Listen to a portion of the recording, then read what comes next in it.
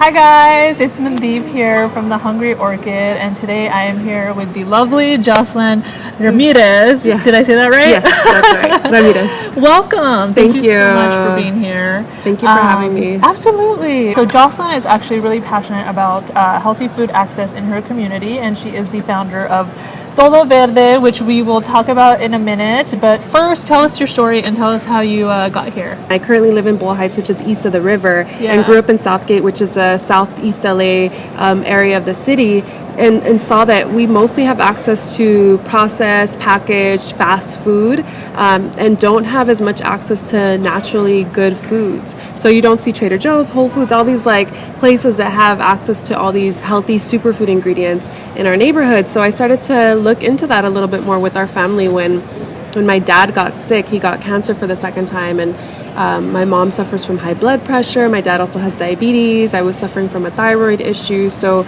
it just kind of forced us to look at our food as a way to find healing and health. And so we started to explore smoothies starting off, just as like an easy way to throw in like fruits, veggies, and incorporate it into like a daily way of living.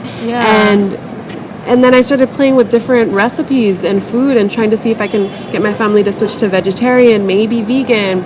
And they kept telling me, you should open a restaurant, you know, your food's really good.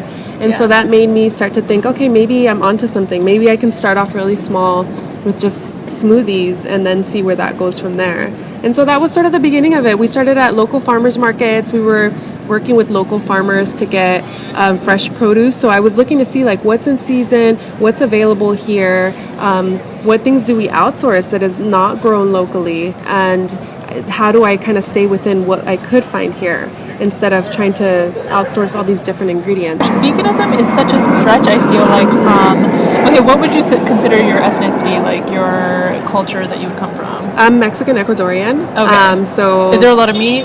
A ton of meat. Yeah. I mean, I feel like that's such a stretch from, you know, the culture. But, you know, it's actually interesting. I've been learning a lot more about this whole, like, decolonizing your diet movement. There's a book that recently came out, two professors from the Bay Area, who wrote a book called Decolonizing Your Diet, which actually starts to analyze the way the food system has changed within Latin America based on colonization, and when colonization happened, how we were introduced to a whole other way of eating that our culture didn't eat the way it sort of shifted. It shifted the patterns, the food patterns. Exactly. And made to a good way or to a bad way? Well, I mean, we didn't eat fried foods. We didn't have access to pork. That is so interesting. You know, that is really interesting. It's such a different way of eating and living. We didn't eat bread and things like that. So it was more of like an indigenous way of growing food, eating food, and just eating what's local and there. And knowing how to work with those ingredients. And so when colonization happened, we were introduced to like a wide array of different ingredients, and that completely changed the culture. Absolutely. So this whole decolonizing your diet movement looks at how do we kind of take a step back and see that in that time before colonization, people didn't suffer from things like diabetes, high blood pressure, cancer. And you still see that in some cultures in Latin America today, whereas you see folks here in the United States and the Western world who suffer from all these ailments that shouldn't be happening, but it's mostly based on what I believe is diet. We were talking about, not having access to healthy grocery stores, snack foods, packaged. So how do you kind of change habits? You know, that's a habit. It's really especially if tough. you grew up on it your critical years. Exactly. So it's really tough to sort of switch that up. Or you grow up eating like so much top ramen, and like that's what your body craves, right? So many hot Cheetos. Isn't it like literally a physiological, almost like a high that you get because of the carbs, because of the sugars? And your palate is actually. That's what it knows that it wants, right? Like your palate is fixed on those things, but it takes a lot of time to be able to readjust that, for you to sort of come to a different way of like looking at food, tasting food. Now when I taste the things that I used to love, like if someone's like ever offering me something that I used to eat and I taste it now, it's just so different because my palate is so different. But it's definitely been a journey of looking at my food and thinking, okay, I'm going to start with vegetarian. I'm going to maybe just stop purchasing meat that I prepare at home. So it's kind of baby steps. Yeah, definitely baby steps, and then going from there. I'm only going to eat meat when I go out, and then starting to see, okay, that wasn't really worth it even when I went out. So then started transitioning to vegetarian, and then essentially to veganism. I built this business plan based on phases. So I was like, okay, phase 1, this is how I'll start and build awareness, and start with smoothies, keep it small and easy, and then we'll start to incorporate other things into our menu. And over time, we were able to build in a whole catering menu. So now we're doing all these savory dishes, catering for hundreds of people, for events and things like that. Wow. So give me some examples of like some delicious yum-yums. Like we do like mushrooms and mole. So I love mole. Okay. I love pipián, which is a different style of mole that is from the region that my mother is from in Mexico. And these dishes you cannot find unless folks out there can tell me where in LA I can find them at a restaurant, but they're usually prepared with chicken stock.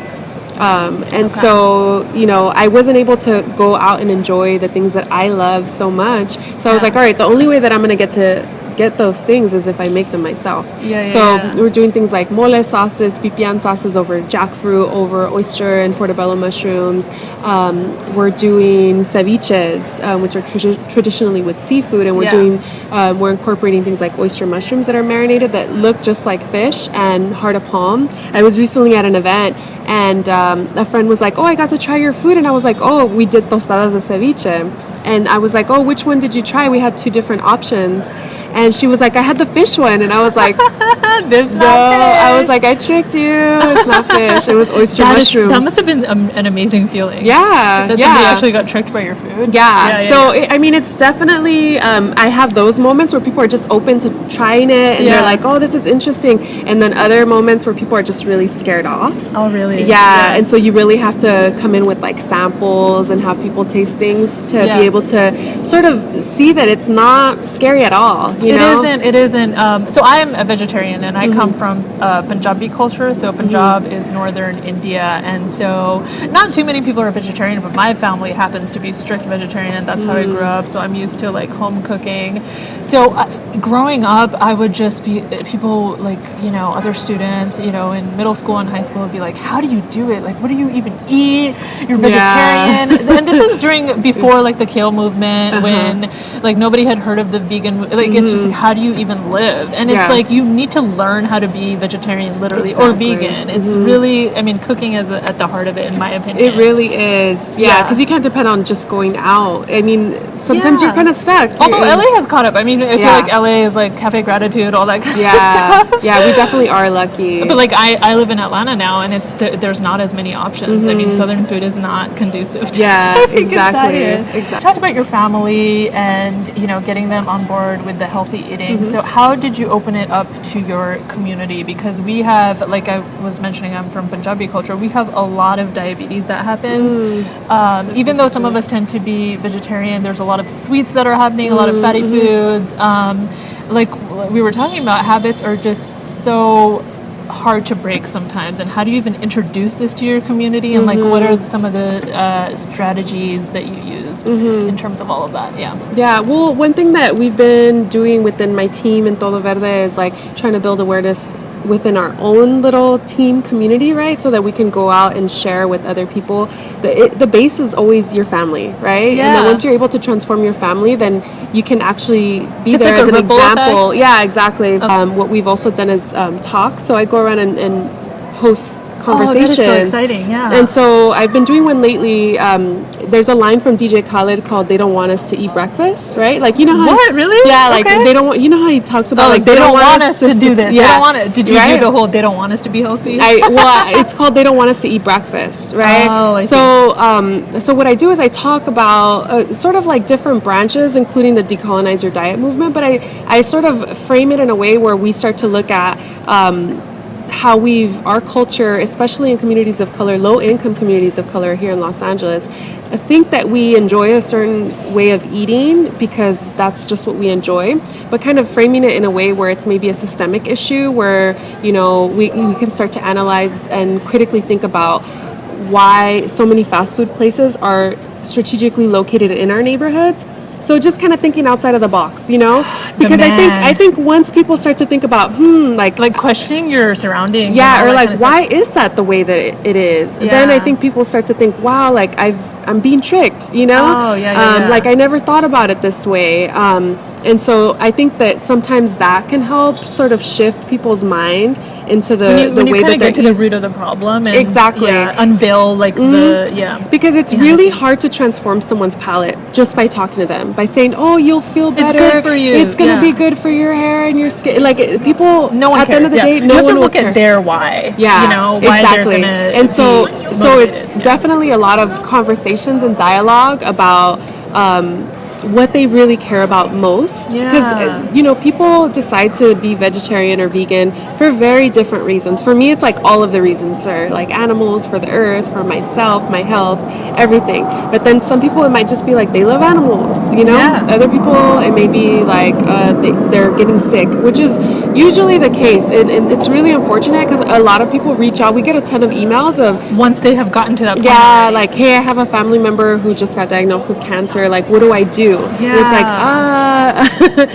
like it's a very tough situation, and really the answer is prevention. It's not reacting to these things that are based mostly what I firmly believe is on diet. You literally are living your passion. You mentioned you're a yoga instructor, and like literally everything you love, you have managed to make it like your source of like an income or like source of living. And like how does it feel to just like really living your truth, I guess?